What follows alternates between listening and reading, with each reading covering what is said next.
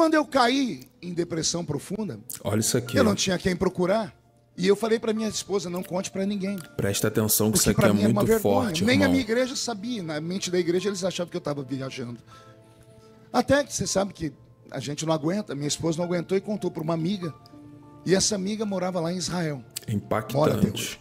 E ela comentou com o marido dela. E o marido dela, um grande amigo, ligou para minha esposa e disse, fale para ele que eu quero dar um presente. Ela entrou no quarto com o telefone e disse, não quero falar com ninguém. Fala, não quero. Ela botou no viva voz, ele dizendo, eu quero que você venha para Israel, vou te dar de presente uma passagem para você e para sua família. Aí todo mundo entrou no quarto e disse, vamos, pai, vamos, é de graça. De graça até injeção na testa, né? E aí, pela família, eu fiz o sacrifício. E fui lá para Israel. Ele me hospedou num hotel chique, lá tudo é muito bonito. Só que eu não tinha vida. Meus olhos não brilhavam mais. A comida não tinha sabor. As cores não tinham beleza. O perfume não tinha cheiro. Isso é o resultado de quem está com depressão. Tudo perde o sentido. Elas insistiam para eu sair do quarto, diziam, não vou sair, podem vocês, para mim tá bom, aqui dentro tá bom, já estou em Jerusalém, tá muito bom, aqui é a Terra Santa, quem sabe acontece um milagre. No segundo dia que eu estou lá, bateram a porta do quarto, 2 da tarde, a família tinha saído, eu não queria abrir, mas a pessoa insistiu de um tanto, eu tinha colocado aquele papel lá fora, não incomode, eu falei, essa camareira é chata, insistiu tanto que eu fui abrir a porta, quando eu abri a porta não era camareira, era um rabino messiânico. Um rabino que falava português. E ele era muito fofinho.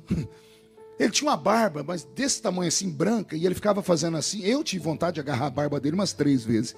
Ele era gordinho, um óculos assim, fundinho de garrafa. Ele usando aquela roupa toda preta, com aquele negocinho amarrado aqui do lado. Ele parecia o Papai Noel. É sério. Eu abri a porta e disse, pois não, disse. O senhor é Marco Feliciano? Disse, sim. Ele disse, eu fui contratado para vir aqui dar para o senhor uma brahá. Eu disse, brá o quê? Ele disse, uma brahá. Eu disse, o que é brahá? Uma oração. Eu falei, sério, sério, quem mandou? Ele pegou o nome, e quando ele era meu amigo. Esse meu amigo é judeu. E ele falou, ele me contratou. Eu falei, contratou como? Ele me pagou $100 para eu vir aqui te abençoar. E eu preciso entrar, senão eu tenho que devolver o dinheiro para ele. Eu falei, tem certeza? Não dá para o senhor abençoar? Não, eu tenho que entrar. Aí foi uma loucura. Pergunte por quê. Quando eu abri a porta, eu não tinha olhado do lado esquerdo nem do lado direito, Wesley. Eu só vi o homem. Quando ele foi entrar, ele pegou a mão que estava aqui atrás da parede e a outra do lado de cá. E ele entrou com uma lata de óleo de 5 litros. De óleo de azeite. 5 litros. E do outro um saco cheio de cordinha vermelha. Eu falei, Jesus, isso é macumba. O que ele vai fazer com esse óleo? Eu falei, o que é isso? Ele, vou ungir. Eu falei, 5 litros? E tem que deixar tudo aqui. Meu Deus, vai acabar com a minha vida. A gente unge com uma gotinha de óleo na testa. Ele levou 5 litros de óleo. Ele falou, você me dá licença? Eu falei, fica à vontade. Ele ungiu tudo que você possa imaginar, peça por peça de roupa, minha Bíblia. Ele abriu minha bolsa, tudo que era objeto meu, da família, ele foi ungindo tudo. Ele ungiu a parede, ele gastou quase os 5 litros de óleo. Ele ungiu minha mão, minha perna, passou o óleo na testa, na nuca. Eu falei, meu Deus do céu, eu estou recebendo um passe aqui. Eu sou pastor, meu Deus. Depois, não basta o que eu estou passando. Aí ele pegou aquelas cordinhas vermelhas, amarrou uma aqui, outra aqui, amarrou no meu dedo. Eu falei, o que é isso? São alianças que eu estou fazendo em oração em judaico, na língua judaica. Quando ele terminou, eu disse, e aí, como é que você se sente? Eu falei, tô do mesmo jeito. Ele abaixou a cabeça, coçou. Bom, eu vou ter que fazer outras coisas. Falei, ai meu Deus, o que esse homem vai fazer? E eu querendo que ele ia embora. Ele fez mais umas coisas que eu não vou falar para vocês, senão vocês vão ficar escandalizados, vão até deixar de ser crente desse jeito. Ele fez umas coisas do judaísmo para mim. E terminou, ele disse, e agora, como você está se sentindo? Eu disse, do mesmo jeito. Ele coçou a cabeça, olhou, então vou ter que apelar. Eu disse, vai apelar como? O senhor precisa sair daqui do quarto comigo. Falei, ir para onde? O senhor tem que entrar no meu carro, vou te levar para uma viagem, eu te devolvo. Mas o senhor tem que ir comigo. Eu digo, não vou sair daqui. Ele disse, eu tenho 2 filhos para criar e eu preciso dos $100 que me deram.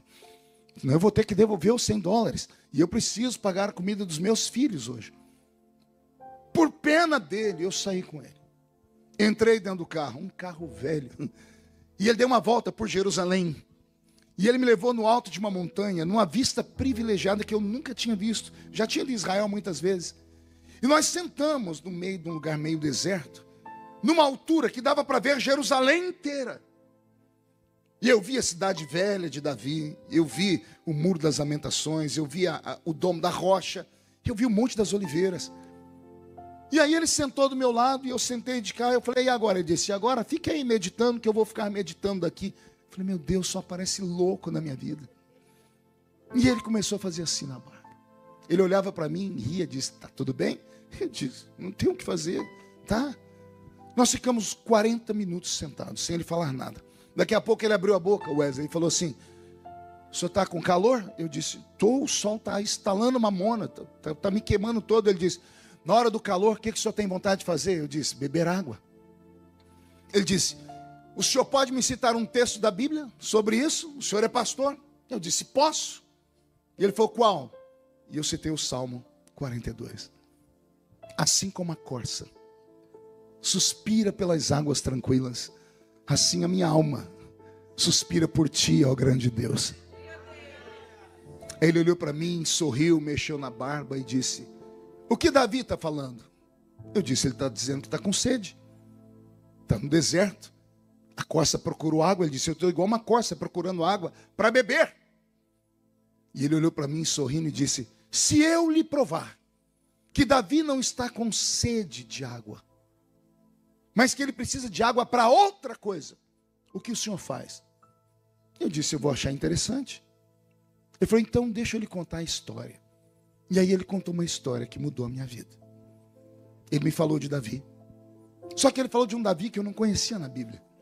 Ele falou do Davi da história dos hebreus. De um Davi que sofria dentro de casa. De um Davi que tinha problema com a família. De um Davi desprezado pelo pai.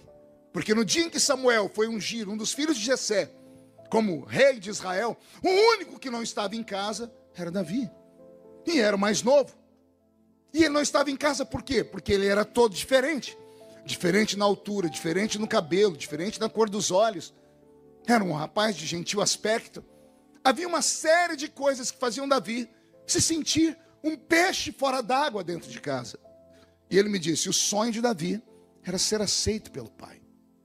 Problema de paternidade.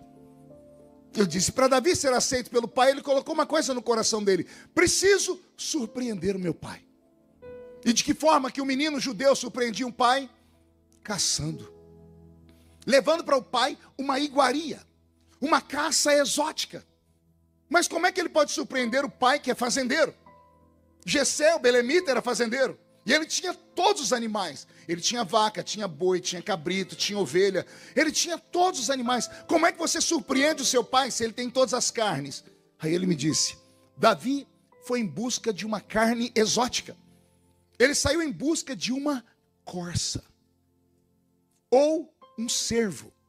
Que é um quadrúpede. É um animal forte, a carne é tenra, é boa, só que é muito difícil de ser pega. Porque a corça tem uma agilidade, uma força nas suas pernas que ninguém consegue correr atrás dela. Porque ela é muito violenta. Mas Davi quer surpreender o pai. E ele disse, Davi foi para o alto das montanhas procurar uma corça. E como Davi era um exímio caçador, caminhando pelo meio da montanha, ele viu pegadas, rastros. E ele conhecia o ambiente pelo chão. E ele via onde a corça tinha pisado, onde o cervo tinha escorado. E ele foi seguindo, até que ao longe ele avista a corça. E quando ele avista a corça, ao invés de avançar para cima dela, ele deita no meio do chão e procura ir se aproximando dela sem que ela perceba que ele ali está. Ele precisa esperar o vento passar, para que o vento não leve o cheiro dele. Ele precisa não fazer barulho, ele tem que se aproximar o mais rápido possível e se aproximar a uma distância que a flecha dele atinja a corça. Porque se a corça perceber, ela dará um pinote e correrá numa distância que ele não vai alcançá-la. O rabino disse que enquanto Davi está fazendo isso, aparece um concorrente dele no meio da montanha, um leão. Não era um leão selvagem da selva, era um leão da montanha. O leão da montanha tem uma resistência incrível. Ele tem força, ele é mais forte do que a corça, ele é mais forte do que o cervo. Só que o cervo, a corça, é mais rápida do que o leão. Ele é mais ágil do que o leão. Só que o leão tem mais resistência do que a corça. E Davi sabe que não dá para brigar com o leão. Mas ele sabe também que se o leão conseguir pegar aquela corça, Ele não vai conseguir levar ela para casa, porque a corça pesa mais de 200 quilos. E o leão vai matar a corça, vai comer um pedaço dela, vai levar um pedaço para sua família e vai sobrar um resto. Então Davi tira o foco da corça e começa a olhar o leão. Ele diz: eu fico com o resto do leão. E o leão, quando percebe a corça, também não pode correr, porque se ele correr, a corça vai perceber e ela é mais ágil do que ele. Então o leão vai indo pelas beiradas, pelas brumas, até que em certo momento é impossível não ser notado. E a corça, quando percebe o leão, ela sai correndo. E quando ela sai correndo, o leão corre atrás da corça e Davi corre atrás do leão. E Davi sabe que chega um momento que ele não vai mais ver nem leão nem corça, mas as pegadas no chão vão levar ele até ela. E o leão também sabe que não dá para concorrer com a corça na velocidade. Porém, ele tem mais resistência do que a corça. E a corça, por ser um animal que conhece o predador, sabe que ela está perdida. Pergunte por quê. Porque o leão tem um dom. Ele tem um olfato. Que quando ele sente o cheiro da corça, a corça pode ir para onde ela for. Ela pode sumir de vista. O leão vai procurar ela como se tivesse ficado um rastro invisível. E por que ela transpira? Medo. A corça libera o cheiro do medo. Você sabia que alguns animais conseguem isso? Alguns animais sentem o cheiro do medo. Alguém aqui já teve a experiência de estar passando numa rua, aí você olha, tem aquela porcaria daquele chihuahua. Ele é do tamanho da sua mão, parece um rato. Aí você olha para ele, daqui a pouco ele começa a latir. Ele quer, você fala: meu Deus, olha o tamanho da criatura. E o pior, a gente sai de perto, porque aquele bichinho quando morde machuca. Por que é que esse chihuahua late pensando que é um pitbull? Porque ele sentiu o cheiro do medo. Cavalo sente o cheiro do medo. Sabia disso? Alguém aqui já foi da roça? É sério? Eu estou aqui em Londres e tem gente que morou na roça. Você já sentou no cavalo? Eu lembro que uma vez meu avô me colocou em cima de um cavalo. Aquilo não era um cavalo. Aquilo era um pangaré. Alguém lembra do desenho do Pica-Pau? Lembra do pé de pano? Era igualzinho aquilo. Só tinha barriga, o infeliz. Ele andava até encurvado de tanta barriga. Meu avô me colocou em cima daquela porcaria. E eu sentei, meu avô falou: cuidado, falou, pode deixar, avô, eu sou peão de boiadeiro. Oh, meu Deus. Esse cavalo começou a perceber que eu fiquei com medo. Ele se sentiu um manga larga. Um cavalo de raça. Ele saiu correndo e me jogou em cima de um pé de café.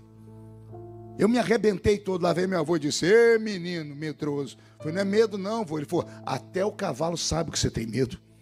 Os antigos sabiam que cavalo sentia cheiro do medo. Como é que alguns animais têm isso? Todas as vezes que você fica tenso, todas as vezes que você fica ansioso, você transpira. Não só transpira, você libera uma enzima que cachorro e cavalo sente o cheiro. A corça liberou uma enzima que o leão sentiu o cheiro. Eu chamo de cheiro do medo. A corça fugiu porque ela corria mais do que o leão. E o leão continuou no trote dele. Porque ele não precisa ver a corça.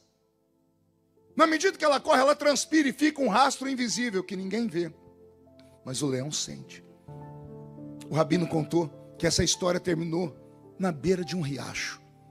Porque quando o leão correu atrás da corça, ele se deparou com um ribeiro de águas. E ficou parado. E quando Davi se aproximou de longe, ele viu o leão fazendo assim, buscando o cheiro da corça. E ele não sentia mais nada. A corça sumiu. E o cheiro do medo também. E Davi ficou observando para ver o que o leão ia fazer. O leão agora tem que usar o instinto. Escolher esquerda ou direita. Porque ele não sente mais o cheiro da corça. E o leão saiu. O rabino diz que a tradição deles fala que Davi se aproximou do ribeiro, porque ele estava cansado de correr atrás do leão. E quando ele começou a beber água, ele viu uma moita à direita de capim. E ele viu a moita se balançar. Quando ele observou, quem é que levanta de trás da moita? A corça. Glória a Deus. Ela se levanta, mas ela está brilhando. Porque ela estava toda molhada. Ela se levanta e se sacode, joga água para todos os lados. Muito forte, muito Davi, forte. ao invés de matar a corça, eternizou ela num salmo. Ele entendeu o que a corça fez. Aleluia. A corça não fugiu do leão. A corça procurou um lugar para se esconder. E ela não se escondeu atrás da moita só. Porque se ela tivesse corrido e ficado atrás da moita, o cheiro do medo levaria o leão até a moita. A corça saiu buscando águas. Não é porque ela queria beber água. Quando ela viu o ribeiro, ela entrou dentro do ribeiro. Ela mergulhou nas águas. Ela se afundou nas águas. Quando a água passou por cima dela, a corrente levou embora. A correnteza das águas levou embora o suor. Aleluia. A correnteza, Wesley, levou embora as enzimas. A correnteza levou embora o medo. O cheiro do medo. E aí Davi entendeu que tem vezes na vida que não dá para correr. Só tem um jeito de enfrentar o inimigo. É mergulhar nas águas. Aleluia. Aleluia. Muito forte. Eu sinto Jesus aqui. Quando eu vejo Davi, na minha imaginação, observando aquela corça que mergulhou nas águas, e ao invés de matá-la, ele eterniza ela. Ele está dizendo assim: Deus, a minha vida é igual a essa corça. Todos os dias tem um inimigo. Todos os dias tem alguém tentando roubar a minha bênção. Todos os dias tem alguém me julgando. Não bastasse as crises que eu passo. E tem dias que o inimigo é pesado, não dá para encarar ele. E aí não tem para onde ir. Porque se eu contar com a minha força, eu vou tombar. Só tem um jeito. É procurar águas tranquilas e mergulhar nas águas. A corça não estava com sede de águas. Ela queria que o medo dela desaparecesse. Quando o Rabino me contou essa história, eu tive uma crise de choro.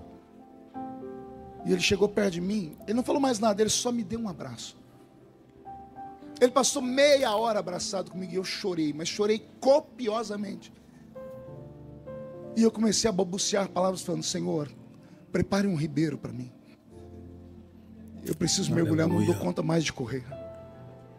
Não dou conta mais de me esconder onde eu estou me escondendo, porque todo lugar que eu vou o diabo me encontra. Todo lugar que eu vou a luta vem atrás de mim. Senhor, me prepara um ribeiro de águas. E o Senhor disse para mim: filho, eu vou preparar, mas você vai ter que mergulhar. Como assim, Senhor? Você vai ter que se esconder em mim. E eu falei: mas o que vão dizer as pessoas? Ele disse: ignore as pessoas. Porque se alguém te chamar de covarde, essas pessoas não te visitam. Essas pessoas não podem te ajudar. Só eu posso te ajudar. Agora você tem que parar de pensar nos outros e pense na sua vida.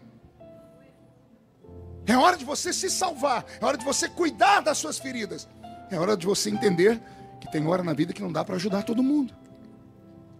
Aí eu me lembrei dos meus velhos pais dizendo: eu prefiro ser um herói morto do que um covarde vivo. E o Espírito Santo falando para mim: isso aí é frase de efeito de filme de faroeste. É melhor ser um covarde vivo do que um herói morto. Porque você não é sozinho. A sua queda implica na queda da sua família inteira. Uma desgraça na sua vida implica na desgraça de todos aqueles que acreditam em você. Então não dá para ser herói toda hora. Tem horas que Deus tem que pintar a gente com uma tinta invisível e nos tornar invisível aos olhos do diabo. É verdade, irmãos.